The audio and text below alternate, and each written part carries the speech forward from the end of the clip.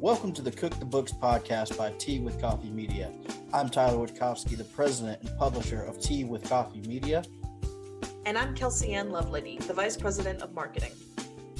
Back in 2021, we took our experience as independent authors and used it to create a publishing company with our friends. Our mission is to help other indie authors reach more and greater success.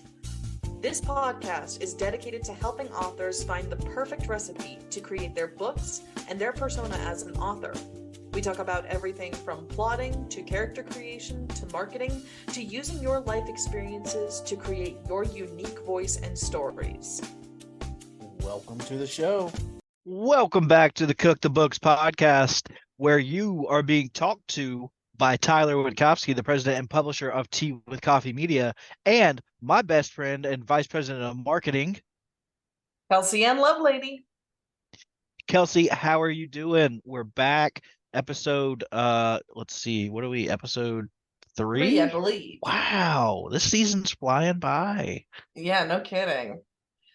Yeah, no, as you know, I've had to take a part-time job working the graveyard shift at a large corporation that I'll not name, but rhymes with Schmamazon.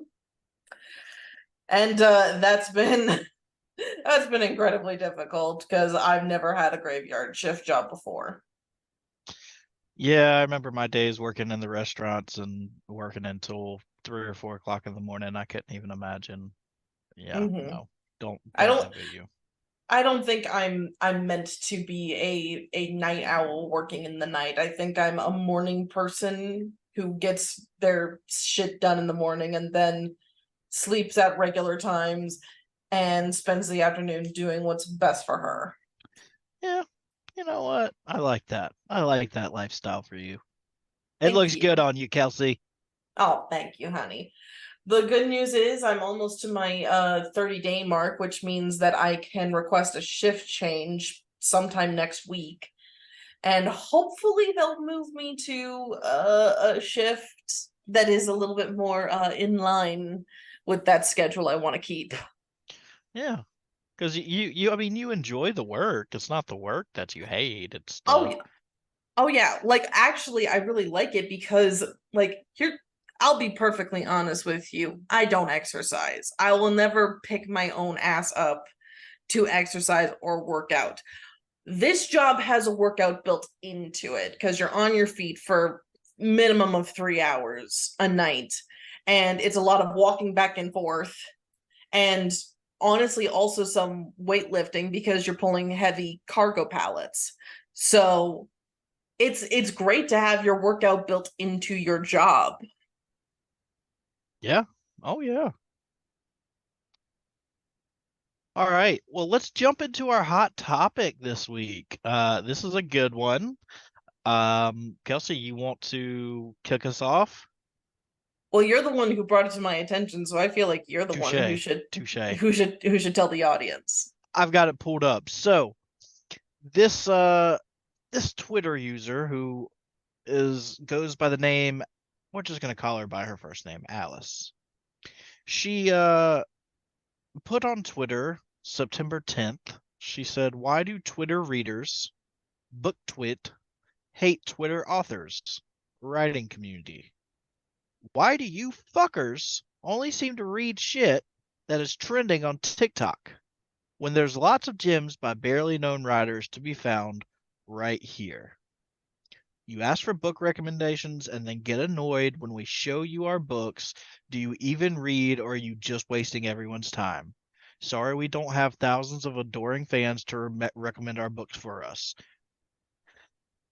You know what we need so that we don't have to self-promote? More fucking readers." Where do I even start with this one? Like, Alice, come on, that is not the way you talk to the reading community. For me personally, like, this is not a real German word. This was created by the internet, and it is a Big Lebowski reference, but there is this new German word going around the internet that I believe is pronounced Voltaire Obscherkeit, which essentially translates to, "You're not wrong, you're just an asshole." Makes sense. She has a point. There is elitism still in these reading communities on social media platforms, in Book Talk, in Bookstagram, in, Book Twitter, in Facebook readers, where there are still people who refuse to read indie authors, small press published authors, self-published authors, and they will say you're not a real author if you're self-published or if you're indie published. Those people still exist. Now, whether they're the majority or just a very vocal minority, I can't say. But this is not the way you get people on your side. No, not at all. I mean, I don't know. It just, I'm just so blown away by it because, and the thing was, there was people on there agreeing with her, and they were saying, and the worst part in my opinion, was that this person had commented back and said, "You're assuming that we can afford to buy every book that we want to read. Not all of us are rich and entitled." And she comes back, the author, Alice, she comes back and says, "You're right, you look poor as shit." Why would you say that to somebody? Like anybody? Why would you say that? I believe she also called that particular user a bitch, which really didn't help her case. When I looked through all the comments after you sent this to me, I didn't really see anybody who was on her side. I saw a whole bunch of comments that were like, well, we're certainly not going to read your books now. And like she mentions that authors will recommend their books to readers when readers ask for book recommendations. Here's the problem, and I noticed this on the second tweet in her 3-part tirade. The responders there were saying, when we ask for book recommendations, we're asking other readers, not authors. The problem here is she thinks, and many authors think, that they can step into reader spaces to promote their books. And sometimes they're even promoting books that aren't in genres that the readers have requested or asked for. Obviously, you're not going to sell books that way, and obviously they're gonna get annoyed by you. So it's again an author thinking that they can step into reader space, which you should not do. Just as book reviews are not for the authors, book recommendations from other readers is not where the author should show up and start marketing themselves. Unless the reader specifically says it's just like anything in the world, you have to have consent. Exactly. No, like I said, she has a point, but and you can tell that she's frustrated about this, clearly. Yeah. And I understand your frustration, and we've all experienced it. My mother, for all her faults, she gave me one piece of wisdom, and that was, don't ever send the letter you write in anger. Don't ever publish the tweet you write in anger. Good advice. Yeah. Because and like when I was going through the comments, I also noticed people being like, oh, look who's getting into drama again. So she apparently likes to run her mouth a lot. Yeah, I noticed that as well. That she seemed to be a very, very big drama starter. So she could have been doing this on purpose, but it was an interesting take. Definitely an interesting take. I mean, it's not the weirdest thing to see someone try to start drama and start shit in order to try to make sales or get attention on their products.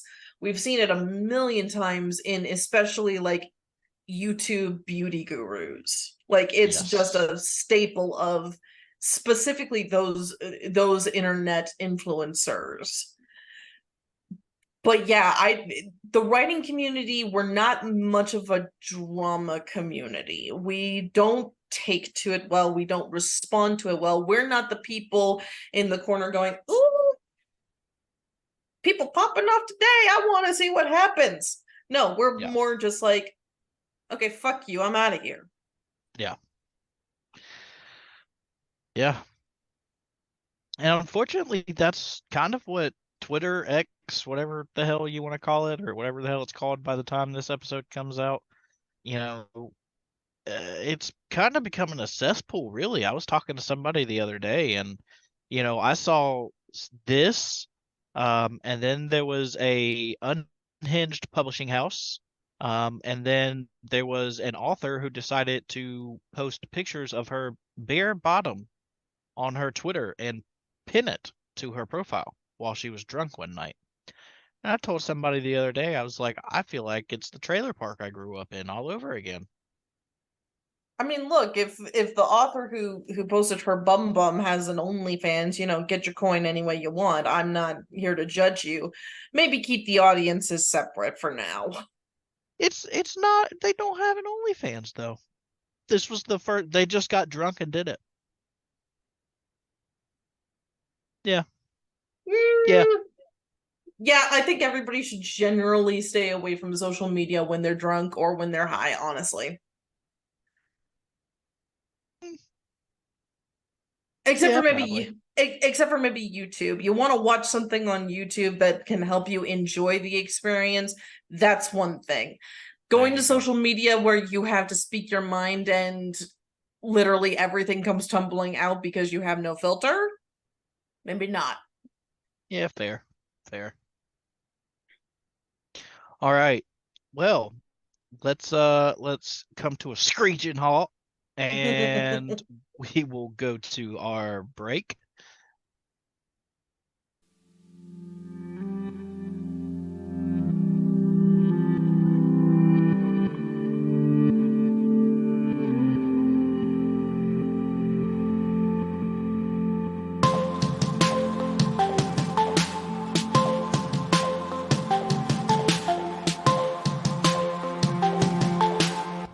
Hey everybody, my name is Tyler Witkowski. I am the publisher and founder of Tea with Coffee Media. I can't believe I did this!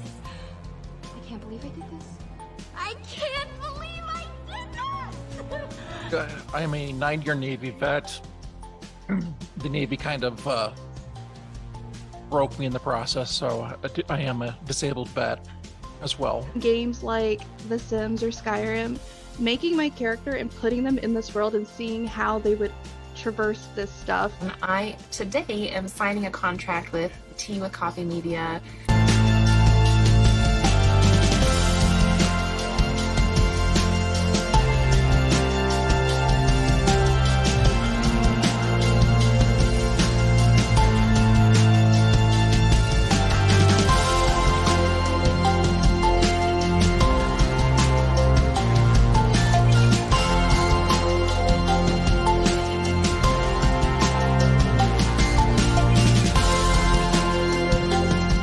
Your friends, soon you won't have any.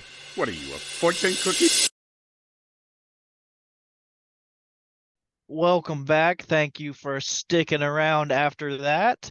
We are back with the main topic. You heard our hot topic earlier in the episode, and it was a wild one. Twitter is just getting crazy. But now we're going to talk about something a little more personal for both Kelsey and I. So this episode is entitled A Mile in My Shoes, the Neurodivergent Author Experience. So, you know, I have PTSD and borderline personality disorder, both of which are neurodivergencies. Kelsey? I have autism, self-diagnosed ADHD, PTSD, and just recently bipolar disorder. All the four of which are neurodivergences. I also have bipolar, so forgot about that. Yeah, you know. So let's jump right into it. So tell me, Kelsey, how does being a neurodiverse author impact your writing process and your creativity? Well, in the case of like just the general writing process, I do need to have a plan. Like I would I wrote a book with our mutual friend and coworker, Caitlin. We wrote a lesbian Viking romance, and the way that my neurodivergence kind of affected that writing process is we had the idea down. We had all the ideas down on a piece of paper. We just didn't have them in order. And my brain was going, okay, but I need them in order for me to write, because otherwise I won't know where we are in the book. So Caitlin and Shannon, bless them, got on a call with me one night, and we worked out the order of the operations of the ideas that we had so that we could have an outline for me to work off from. Which, if I recall correctly, Caitlin doesn't really work from an outline. She's very much a pantser, whereas I am a plantser. Like, I need a basic roadmap. I'm okay with going off the roadmap, but I need the basic roadmap to at least know where I start and where I end. But as for like, how does it affect my writing as an art form? I can pretty much guarantee that even if I don't say it outright, most, if not all, of my main characters are going to have, at minimum, autism, because that is the life experience I understand. My mom used to say to me a lot that, Kelsey, you think differently than everybody else. You think differently than everybody else. And one day when I was in college, I just told her, I have to take your word for it because this is all I know. As far as I'm concerned, you're the crazy people. Yeah, I think, and so for anybody who doesn't know, Kelsey, do you want to kind of explain neurodiversity, just at a very basic level? In as layman's and probably crudest of terms that I can put it, neurodivergence basically means your brain is wired differently in some way than is typical for the human condition. Autism, for example, when someone has autism, they take in 40% more input from their surroundings than neurotypical people or allistics. So that's why you have people with autism going into sensory overload, because the things that normal, quote unquote, people don't see, don't hear, don't smell, don't taste, don't feel, people with autism feel, and feel it in spades. So that's essentially what neurodivergency is. It's a little like slight rewiring of the brain due to DNA. Yeah, that's a lot better than I could have put it. I think for me, much like you, it all impacts for my creativity. It really helps me because I see the world so much differently than most people do, and I'm able to find those creative sparks in areas that some people may not be able to find it. And I'm able to say, okay, hey, this is a beautiful thing. I could take a gray blob and make it to a beautiful piece of art. And I think that's one of the most important things that as we have to remember as neurodiverse people is that even though we see the world differently, it doesn't mean it's wrong. It doesn't mean that it's ugly. It's still a beautiful world no matter how you see it. But what are some strategies or coping mechanisms that you've developed as a neurodiverse author to overcome challenges in your writing? Well, the chief thing for me is, in order for me to get any writing done at all, comfort is the name of the game. I have to be wearing clothes that I'm comfortable in. I have to be in a chair that I'm comfortable in. I have to have a nice comfort to my keyboard. I have to be able to, have some snacks on hand when I'm writing. And we've previously talked about the fact that I exclusively type out my manuscripts in Comic Sans because that's the font that keeps my eyes and my brain activated. And I also find that like music or some kind of background noise has a great impact for me.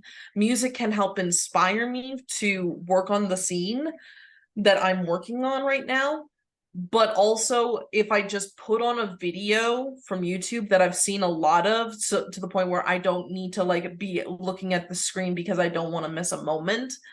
So pretty much any Jacksepticeye video from the last, give or take 5 years.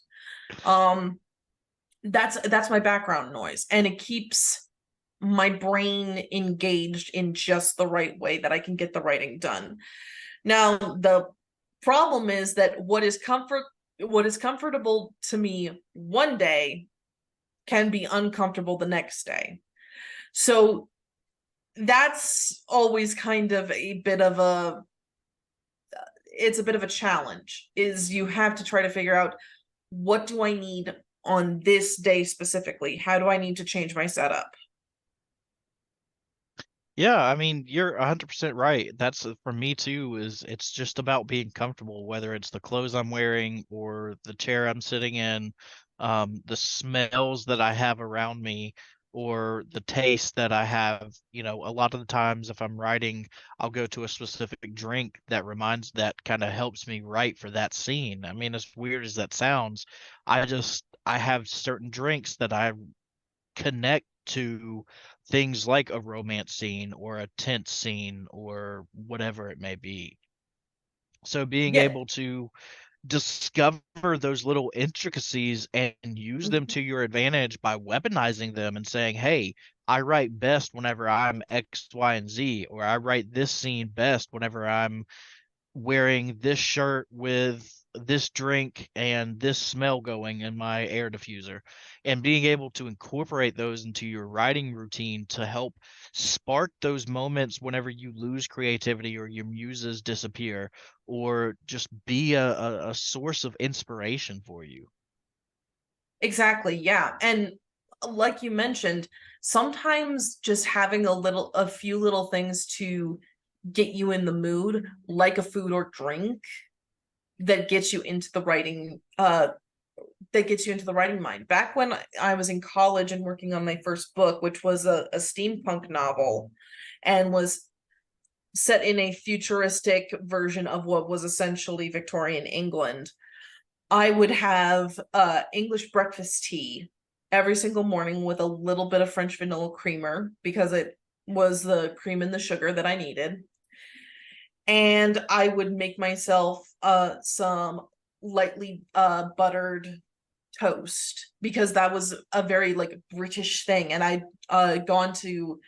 studied abroad in England when I was in my second year at my full-time university, and it made me feel like I was a classic author telling a great story. So yeah, even something as weird as what you drink or what you eat can get you into the writing mood, especially for creative neurodivergent people like us. Yeah. I can also guarantee you that if I'm writing, you will find me in a very specific shirt. It is a Toyota shirt that I won from this, like, I don't even know what to call it. It wasn't really a fair. It was like it was like a merchant's market where people could like go and find out information about, local businesses that could do stuff like install new gutters, redo your driveway, redo your the roof of your house. And like Toyota was there to advertise, and I like won this t-shirt from like what was essentially a Wheel of Fortune wheel. But it is the most comfortable shirt on the planet. It is the most comfortable shirt on the planet. You have to like rip that thing off me to get me to wash it. And that is my favorite shirt of all time, because it is just so comfortable. And like, I got that shirt maybe in 2017, 2018, and I still have it. And that's usually what you'll find me wearing when I'm writing. I love it. So not sponsored, but I do have a Toyota. So like, if you want to. Ooh, look at there, Toyota. there's your entryway to the Cook the Books podcast. Sponsor us. What unique perspectives or insights do you think neurodiverse authors bring to their work? And I think you kind of touched on this a little bit earlier with including the neurodiversity into your writing. Yeah. Like I said, like with a couple of very specific exceptions, I can pretty much guarantee that all of my female main characters are going to have autism, and probably now that we have like more of my diagnoses, Elena from Indifferent probably had bipolar disorder, now that I think about it. But aside from that, it's also just, it's as simple as like, how do neurodivergent people experience the human experience in a way that's different from neurotypical people? What is romance like for them? What is horror like for them? What is fantasy, sci-fi like for them? And anybody who tries to tell me that there shouldn't be any autistic people in fantasy because autism didn't exist in the medieval ages, get fucked.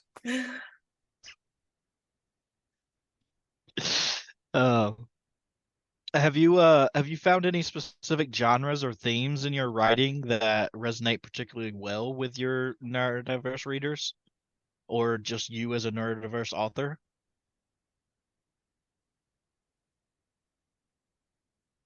I mean, I do love me my spicy romance, and I think that's because it's one of my hyper focuses.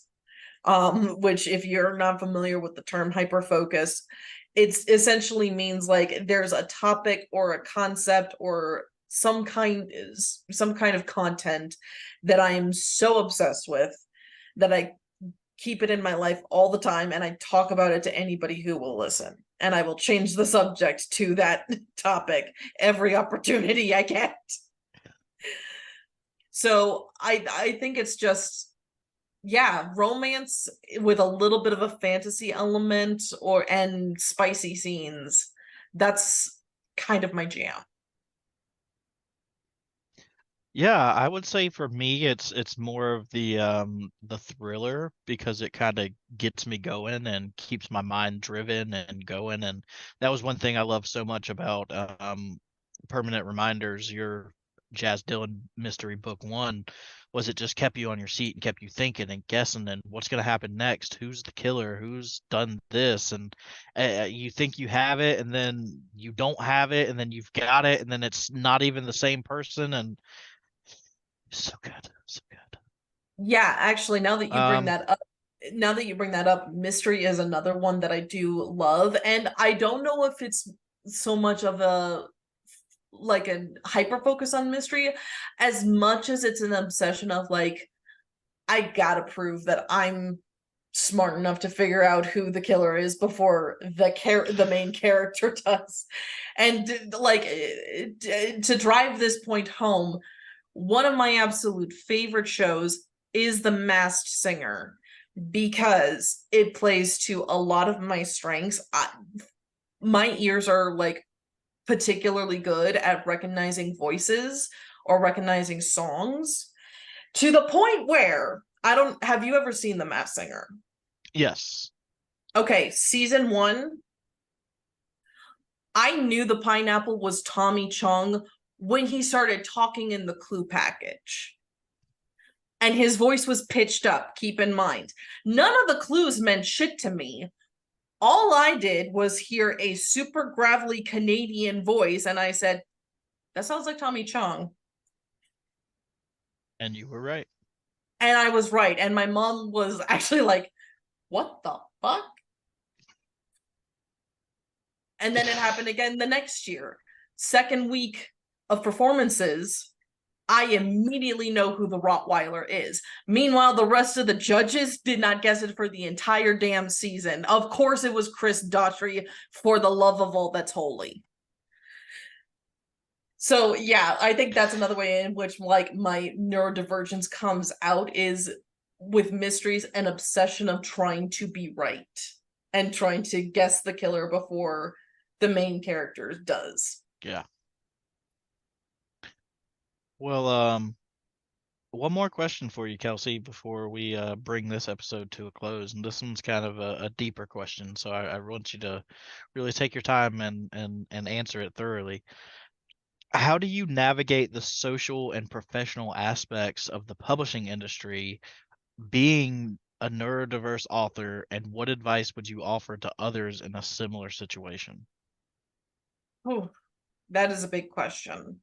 One thing that I can say is, to all neurodiverse authors out there, you make it easier on yourself if you can find a publisher who not only wants to publish neurodiverse voices, but has, an executive team that is 90% neurodiverse, which every single member of our board of directors is neurodiverse. So we get it in ways that most of maybe like the big five are not going to get. I'm still kind of trying to figure out how to navigate the world with my diagnoses, because I was not diagnosed with any of these until at the age of 27 at the earliest. And there are still moments where I'm like, I'm struggling to understand how the world basically works with neurodiverse people. Like, I'll give you an example. Back towards the beginning of the year, when I was having to start putting out, job applications and stuff like that, the question that employers will always ask is, what would you say your biggest weakness is?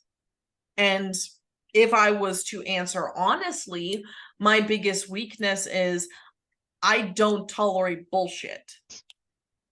And I don't tolerate disrespect. If you're going to be an asshole to me, I'm not going to work with you, and we're going to have a problem, and I'm not going to tolerate it. I told this to, again, our mutual friends, Caitlin and Shannon said, honey, they don't want you to tell the truth. Then why ask? Why ask? There are a million things that is typical for neurotypical people in this world trying to do everything, and like lying or asking questions you don't actually want to know the answer to is the chief thing that I don't understand. Why lie and why ask the questions you don't want to know the truthful answer to? It makes no sense to me personally. And I think the same thing goes for the publishing industry. I would think that it has to. I've seen, there's one particular author whom I very much admire on Twitter, because they are also a neurodiverse activist, who says they've essentially like been turned away by every single like publisher out there who says they want to publish diverse voices and diverse authors, because their main character is too autistic. So yeah, it's trying to understand what neurotypical people are actually saying when they say or ask certain things. That's the difficult part. Yeah, and I think, another thing, and you and I had this discussion earlier today, is learning how to talk to people and talk to neurotypical people versus neurodiverse people, because every neurodiverse person needs to be spoken to in a different manner, in a different way, in a different tone, and it all boils down to making sure that your communication is clear to them, because just because it's clear to you doesn't mean that it's necessarily clear. You understand a lot more about what you're trying to say than somebody else understands about what you're trying to say. So being able to adapt and be flexible and say, hey, I need to adjust how I see the world, how I talk to people, how I talk to this person. And that's something that I've tried to do really importantly with my entire board and anybody in my life who lives a neurodiverse life, and show them that respect, that, hey, I see what you're going through and I understand that, and I'm breaking my comfort zone and I'm breaking my mold to make sure that you're comfortable and I'm comfortable and we're comfortable together. And I think that's what it's all about, because ultimately at the end of the day, as somebody who's neurodiverse, you just want to have a sense of belonging. You want to have somebody or some people, a group of people who you can feel like you belong to and like you are part of. Exactly. Community is probably one of the greatest things that neurodiverse people need, and is one of the greatest things that has come out of this generation that is starting to get more frequently and more accurately diagnosed with each passing generation. I'm part of the group of women from the 90s of the lost generation of autistics, because we weren't diagnosed until later in life, because there was such a failing or a misunderstanding of what autism was and how it manifested in women versus men versus non-binary people versus queer people versus straight people. And being able to find that community, especially when there are so few resources for adults who are just figuring out their neurodiverse, having community is probably one of the most important things. And seeing us represented in fiction and in movies and in TV is beyond important. It's why we need to see more neurodivergent authors, more neurodivergent directors, more neurodivergent actors, singers, dancers, screenplay writers, everything. And what has always given me hope was Anthony Hopkins, best known for his role as Hannibal Lecter in The Silence of the Lambs. He was not diagnosed until he was in his 80s. And look at what he's done with his life. He has accomplished some incredible things, and he is an incredible role model to the neurodivergent community. I'm going to end with a couple of statistics that I want to just bring to people's attention about neurodivergency. It's estimated that 20% of the global population is neurodivergent. That's a lot of people. That is a lot of people. Because we're at like 7.8 billion people on the planet right now, almost 8 billion people. So that's at least 1,600,000,000 people. You want to know something that's even scarier? 35% of people show a clear and concise bias against people who are neurodivergent. More people show a bias against those people than people who actually have that disease. That's the world we live in. So be the change you want to see in this world. Take steps, make it normal, and just don't give up. Be like us. Be open. Talk about it. Stand up for the people who don't have a voice, because together we can make it. So, until next time on the Cook the Books podcast, which just took a very deep turn, we will see you on the next episode, which is, what is the next episode?